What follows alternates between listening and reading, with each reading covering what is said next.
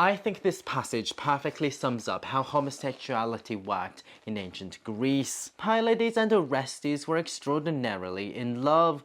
Such close companionships were common and blessed by the gods.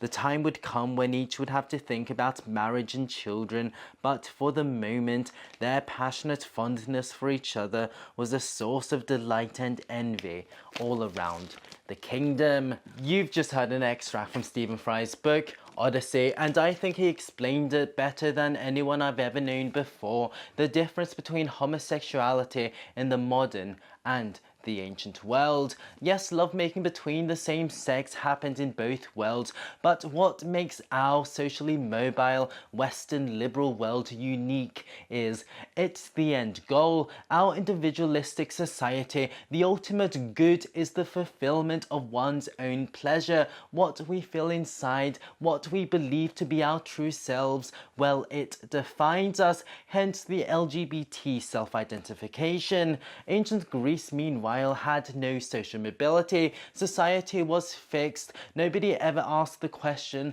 what is my purpose? And that's because one's role in society was predetermined at birth. This was their fixed identity, and thus one's telos, their ultimate purpose in life, was doing that role as well as possible. And thus for a prince like Pylades and Orestes, yes, they can have their homosexual, youthful fling with each other, but these sexual urges were just a distraction from their ultimate purpose, which was to grow into virtuous kings. And to be a good king, you need a prosperous kingdom, and to do that you need stability in the royal lineage. They need to accept their political marriages, and they certainly need to reproduce to deliver the next generation of rulers. To move outside this box and to give in to individualistic pleasure means a fall into debauchery and decadence, which would mean disaster for their people.